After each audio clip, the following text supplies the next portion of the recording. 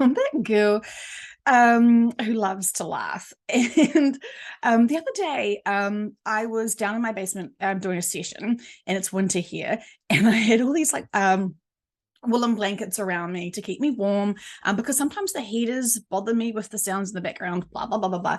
Anyway, I just had to share this with you because it still cracks me up. So I'm encouraging I'm using my relaxation voice um, to to support the client to be able to relax and to feel comfortable. And while they're not sleeping, and while they know that they're having the session, and they are very much aware that I'm there and they're there and all that sort of stuff, all snuggled up. And I have a woolen blanket, and you know how sometimes they have like those bobbles, and this was a big bobble. And I'm focusing on supporting the client to get into that deep relaxation where there's just no worries and no problems. And for the split second, I thought there was this massive spider. And I had to control myself quite quickly because, first of all, there wasn't a spider there, but it was that whole, oh, what if there was?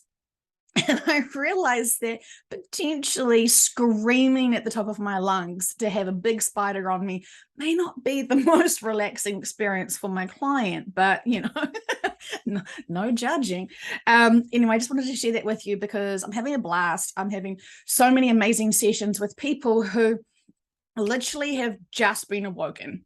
Okay. And they are like this gobble, gobble, gobble, gobble, gobble with influences and information. And they're just like, oh, no, that's not right. That's not, no, no, no, no, no, no, no, no. And it's amazing because when they find me and they have their own sessions and they channel their own subconscious, their subconscious is very clear why they just couldn't have good vibes and intuition with these big influences. So imagine this, imagine just waking up and starting to look at the big influences that are going on and what they're saying. And when you're trying to build your confidence and you've got this bigger awakening and this bigger sense of intuition, you're going to find it very strange that a whole lot of people are following rubbish. And so they think, oh, this is weird because I'm drawn to seek this information, find this information. It just doesn't resonate. And it's so interesting because it seems like this big new wave of people who have sort of awoken in the last sort of few months versus the people who have been awake for 20 years or whatever. There is this, it's just so fascinating, so fascinating. And stepping stone influences are very important and significant for their collectives. And usually it's the sort of like the lower dimensional collectives, with much love, no judgment, all one. But it seems like the Arcturian collective is really stepping up and awakening lots and bringing lots of people to have sessions.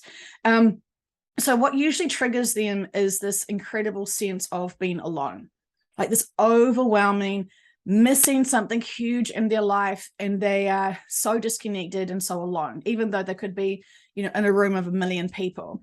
And what it seems to be is that they then crave like-minded people, like it's this this thirst, this quench, this itch you cannot scratch kind of thing. And so when the subconscious is talking about it to the clients, when they're channeling, they're saying, you're all spaced out perfectly. And sometimes I've seen when two like-minded souls come together, even soul families, you go into that two-man legged race, and you can get quite stagnant because you get stuck in the routine and the pace.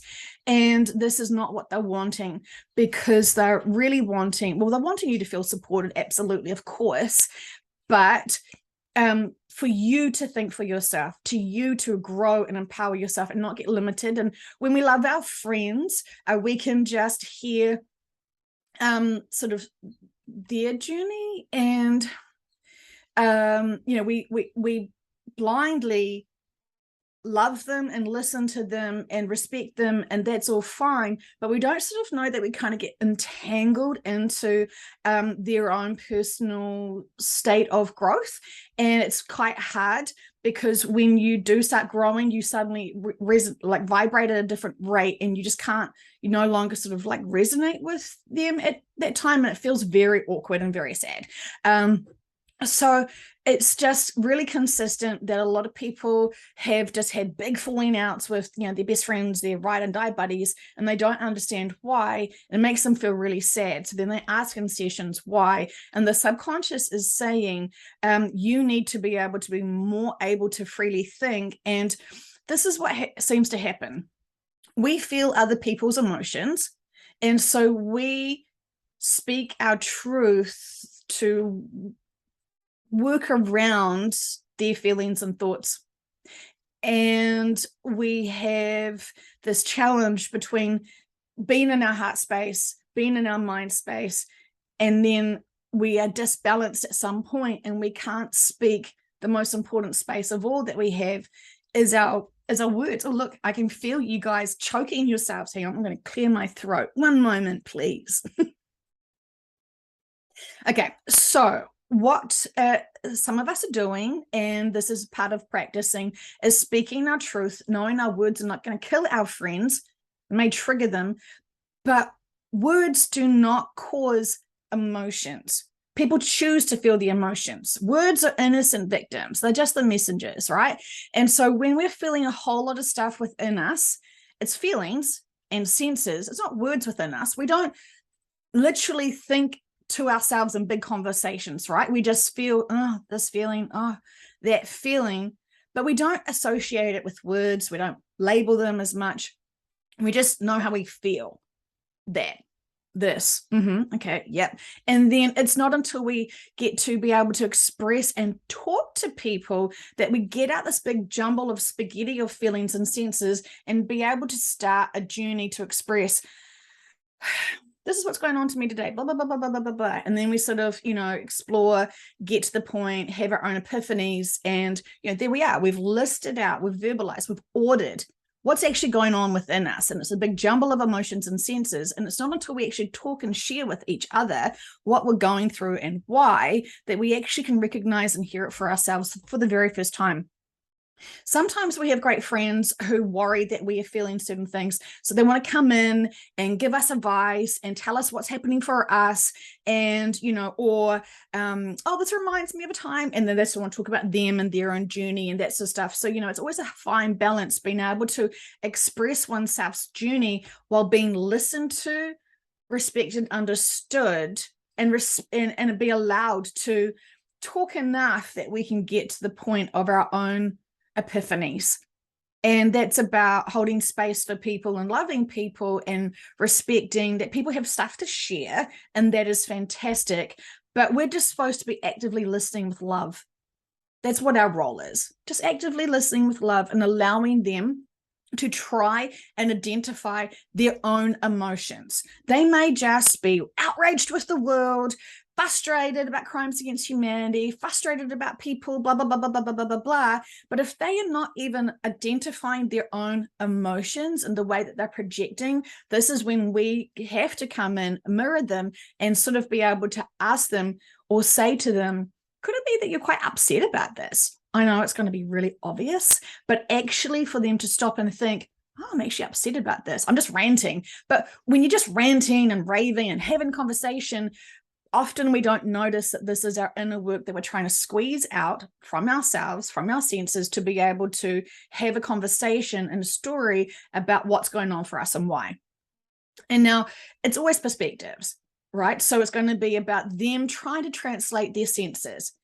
Many people lie about how they feel. And so just for example, with trauma, you may have a really challenging traumatic experience in your life, and there is this disconnect between the full journey. Some people are afraid to actually acknowledge at some point along their trauma, they actually liked it. They actually are okay with it. It actually did a whole lot of things for them.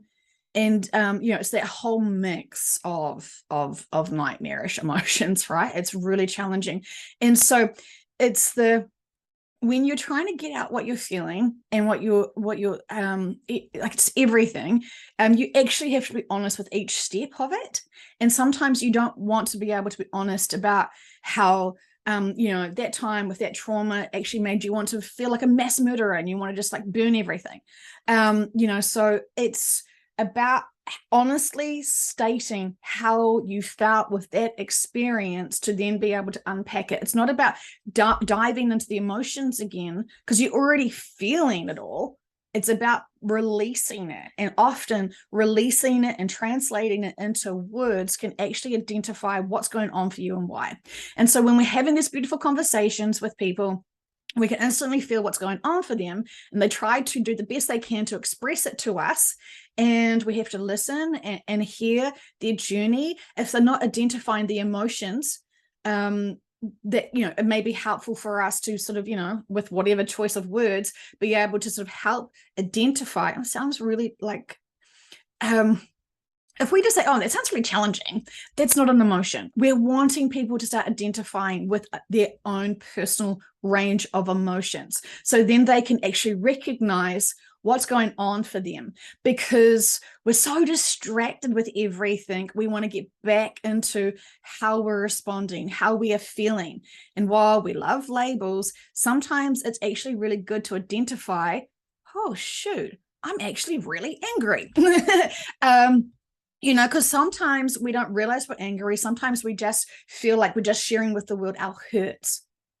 And so I'm hurt, I'm talking about this trauma, but we're not actually realizing the way that we deliver our being hurt is anger, and really aggressive anger sometimes, because we're hurt, right? And so it's about making people aware of their journey, and it's not about shaming them. It's about supporting them through that all. And so this is why having sessions, people really don't understand. They really sort of get surprised that how they're feeling about a certain people, they would never actually label it. How the subconscious would label it, because they see the root of the emotion, they see the trigger and all that sort of stuff. And we could make a story about how we feel about a certain person or an event or a trauma or something, but it's when we talk to the subconscious and they get right to the core of the emotion. It's not the events, it's not the people, it's the emotions that are the root of everything. And when we identify all the range of emotions, sort of make friends with them, understand them, not be afraid of them, and then be able to know, oh, look, that friend's coming. Okay. And so that's fine. So we need to identify our own emotions and be able to respect ourselves for when we feel those range of emotions. But there's a choice. Do we then act on those emotions, or do we just acknowledge, okay, yeah, that's interesting. Where am I going with that? Why am I feeling those feelings? Because we are able to control our reactions to our feelings. And, this is really quite powerful when we know that we can control our reactions and can control our feelings and emotions. If you want to have a pity party, like, invite me. I love them, right? They're awesome. But sometimes we can't just always have those, right? So choices. So anyway, I feel like this is a great conversation to have with two people, because it's a great interaction one. But anyway, I'm doing the best I can. So when we feel someone who's got a big trauma, first thing that we do is feel that trauma, right? And so when we're trying to engage with them and they're trying to tell us their trauma, but they're not quite being honest with themselves, we will feel all of it. And so when they are sharing the story of it, sometimes we could feel like, why am I feeling just so sickly, or something? Why am I feeling all these emotions? Then we have a choice. Is this our emotion that's triggering us from our past that we haven't looked at? Or are we simply sponges of energy from them, feeling them, so they can give us the keys and the tools to be able to really deeply understand what's going on for them? Now, if they're not truly in tune with their own emotions, they may mislabel what they're going through, right? So when we are in tune with our emotions and can identify them so easily, like primary colors, we can feel into them deeply, knowing it's not us, knowing that we're just sponges of them, to understand, oh, wow, this is actually their core. This is their root emotion that they are struggling to identify with, right? Guilt, insecurities, lack of love, anger, jealousy, all of those are unique little flavors of emotions that, are quite individually different and distinct from each other, truly, when we can feel into the range of the rainbow, the smorgasbord of different various emotions. We're here for it. This is why 3D is so interesting, because we get to feel the emotions. When we are higher dimensional beings, you don't have time for it. You're not interested. It's too fucking dense. We just love being in love, right? That's that's how it is, from my experiences and opinions. So anyway, so what happens next is this. Someone has a trauma, we feel that trauma, we hear them, we hear them talking, we hear them missing some really crucial parts of their emotions. So, because we're feeling everything, so we're holding space, loving them, supporting them, reassuring them that, we care for them, we hear them, la, la, la, la, la. And then we may sort of suggest something like, obviously sometimes we want to be like, you're a real fucking angry, whatever, right? Because we can see the looping and they're in pain and all that sort of stuff. But, we use our choices of words, and to be able to sort of say, it feels, I don't know, it just comes naturally. So I don't know what I'm trying to like. Oh, it sounds like you're very angry about that situation, and it's not judgment, like, why are you angry about that? It's more like that we're trying to get them to own their own feelings and introduce them to their own feelings with labels, right? So it gets a bit layered. And so when we, like, this is the classic, right? Spiritual people talking, 5G is going to eat my brains out. Oh, that sounds like you're in fear. Boom. You're going to get fear back at you, and anger and disgust and outrage. And I don't have spiritual herpes. How dare you tell me I'm in fear? I'm afraid of nothing. Blah, blah, blah, blah, blah, blah, blah, blah. Right? We've all been there. So this is what happens, is that when we are identifying their emotions and they're not ready because they're dishonest to themselves, they're not even acknowledging, are they lying to themselves? No, they're just distracting themselves from actually what's going on for them, because they don't want to be accountable or responsible, and potentially they don't want to grow. So they just want to completely feel victim. They want to feel disempowered, and they're not wanting to realize that everything's to empower them. So 5G is going to eat us. Oh, that's fear-based information. How dare you? I'm not. And so they will instantly project and shut down the truth. Always, right? When they're not willing and ready to go and identify it. And so this is why we don't want to speak our voices and tell them you're fear-based, because we know we're going to get that instant reaction back. And not only are they literally projecting how they feel towards us, being so outraged that we're holding them accountable for their own thoughts and feelings and actions, you can feel their fear. You can feel their fear, and you can feel their hurt and pain that you are judging them. And it's actually, I would say, one step further than that. The pain you're feeling from them is actually their epiphany, that they're realizing that they're doing all their pain, their scare, their fear, their worries, everything is actually them doing it to themselves. And so while we don't want to speak the truth and tell them, you're in fear, my friend, where's your trust? Where's your faith? Our collectives know everything that's going on. And, don't be in fear of certain things, because it will lower your frequency down to the ground. And so, it's so hard, because we don't want to say the triggering words like the FEAR, because, we know people will freak out when we say and identify that range of emotions. They don't want to hear that range of emotions. They don't want to be labeled as being in fear. So, it's a tricky little dance of conversations, isn't it? So this is why when we're sponges, we already feel the fear. We're having a conversation. They are not interested in being accountable for them creating their own fear, because, they're victims to the world because someone else is doing the crimes against humanity or whatever. And so then they get angry, because ultimately they do know that they're doing this to themselves, and they don't sort of seem to have full empowerment to remember that they choose their feelings.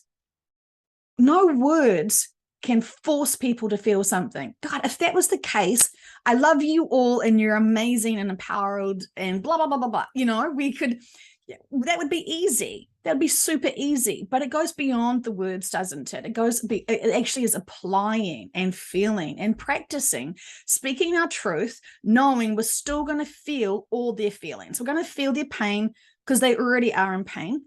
And this is why it seems like they're sort of saying in sessions about, big light workers wanting, best friend light workers to be in their neighborhood.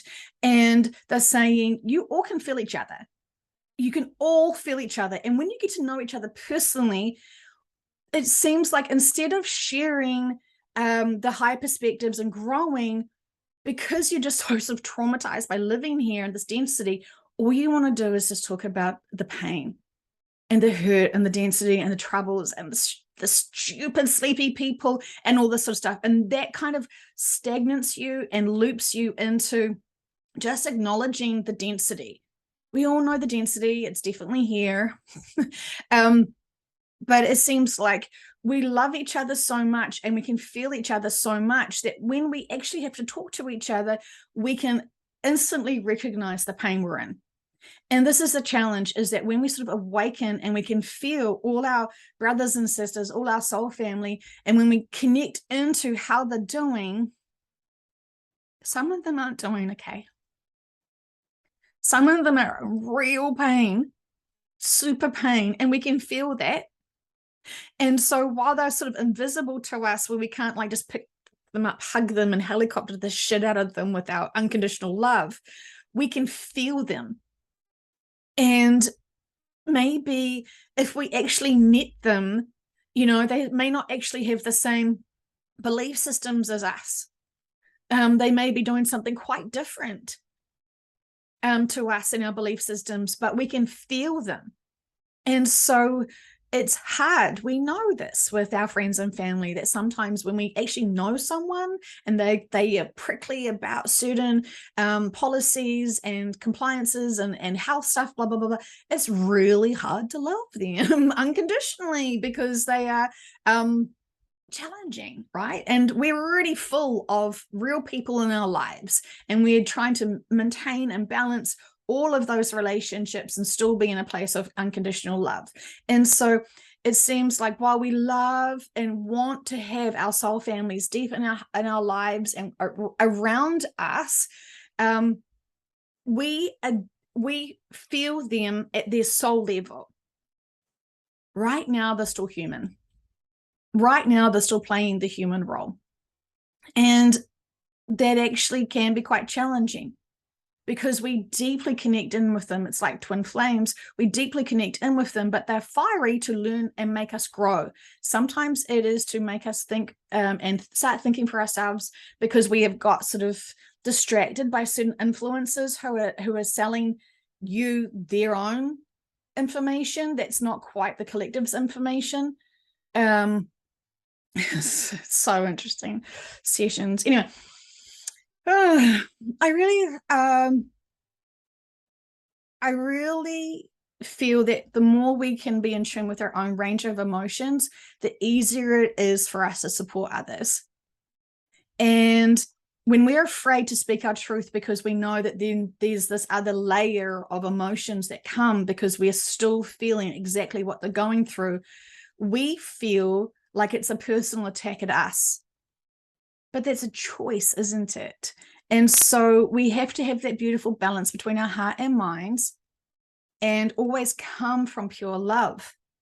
So when we deliver our truth bombs that will trigger the shit out of them, we disarm them, because we're not coming from ego. We're not coming from, I told you so. We're not coming from any other hidden agenda apart from pure love. And also it seems that if we just came down here and if we didn't do any mistakes, if we just were, just perfect beings, we would actually struggle to understand and forgive and accept how people are. We actually have to make a lot of our own mistakes in our earlier years to learn how to forgive ourselves and to love ourselves. So therefore, if we know, well, we're not the devil, just on the weekends, so we're not, we're not evil, horrible people. We've made some mistakes, but we've learned from them. And every day forward, we choose not to ever make those mistakes again. Sometimes we're afraid, actually, that we could make the same mistakes again. So really, truly, once you learn those lessons and grow from them, you'll never just stumble out of them unless you truly didn't actually fully, completely learn that lesson. Then you will get another redo of that lesson and that journey. So it is so fascinating why we have to have had bigger challenges when we're younger to then be able to understand how easy it is to be human, to not have as great choices as we would now, but it was to remind us all of those emotions, to make us feel all of those range of emotions when we were sort of learning the dance of connecting with each other and the dynamics of all the relationships. And so when we learn something truly and empower ourselves to learn those lessons and understand why, we can read other people exactly where they are on their journey when it comes to the same emotion. So it's very interesting what we can truly sense from each other. And bless those people that think that they can just lie about what's really going on for them. And what they were saying in a challenge yesterday was those traumas aren't scars all over your face that are like festering and horrible. They are if you want to make it painful still for yourself and really hold on to that hurt and show the world how much in pain you are from that experience. Or you have a choice. That emotional scar that you healed from can actually be a part of a badge of honor, a stepping stone, a graduation.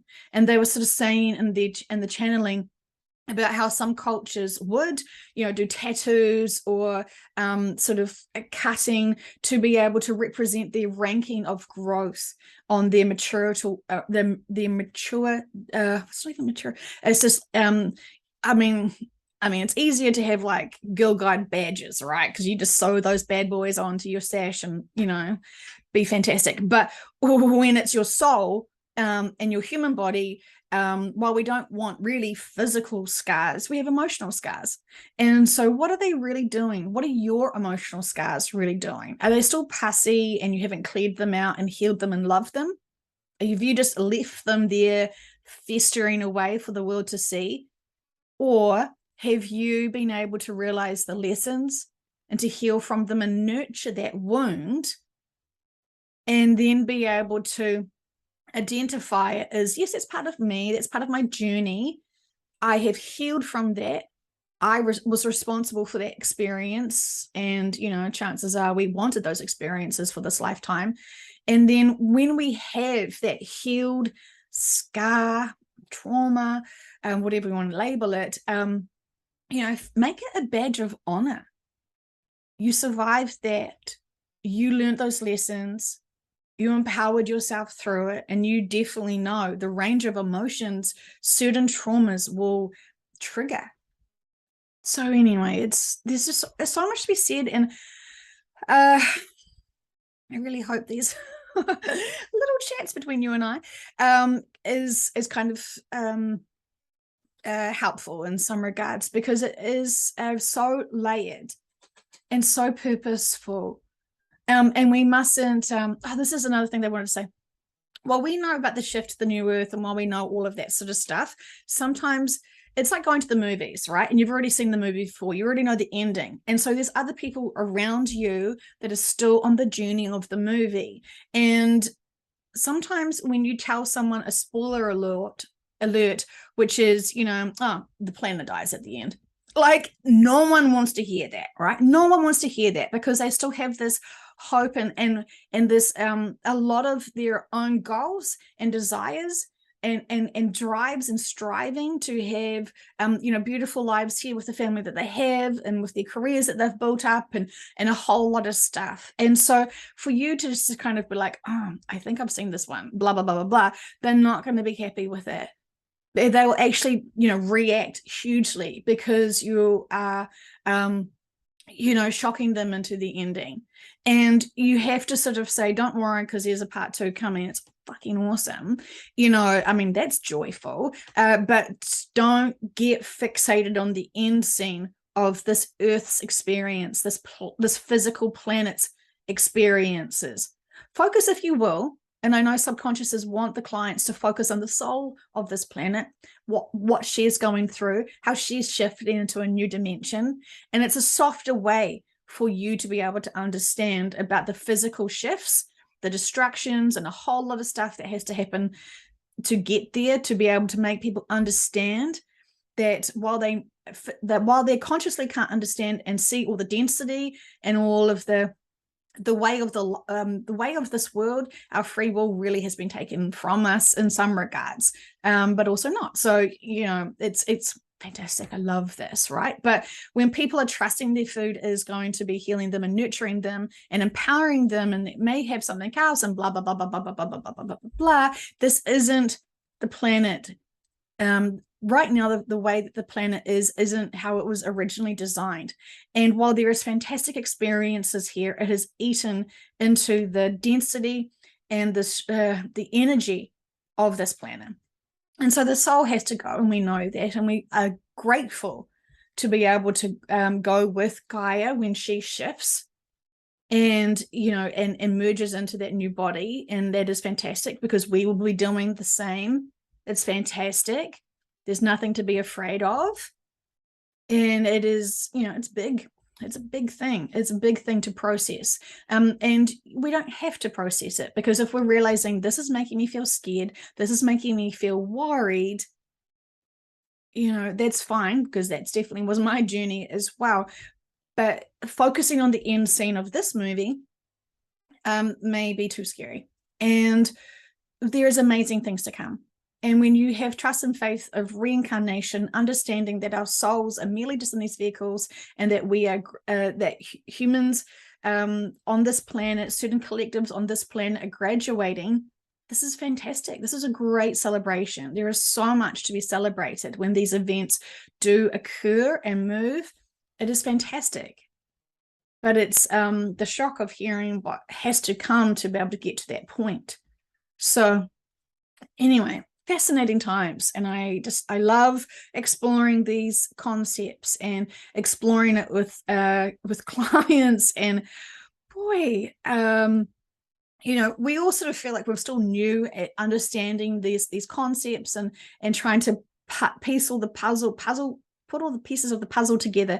And for you people who have been listening for a while, congratulations. Feel really empowered and of your journey, and we can just hold space for those people who are just like shook awake and know they've got to figure out what's happening, because they know they have to be of service. And it's a full-on journey, and I think I like my sleepy, slow awakening, even though it had its own challenges. But some of you are impressive, because you were just ripping off that band-aid and gobbling up all this information, having your own sessions, and fully being ready for service. It's just inspiring. So we have got so many amazing souls here. So there is nothing to worry about. We have this here on this planet. We are of service.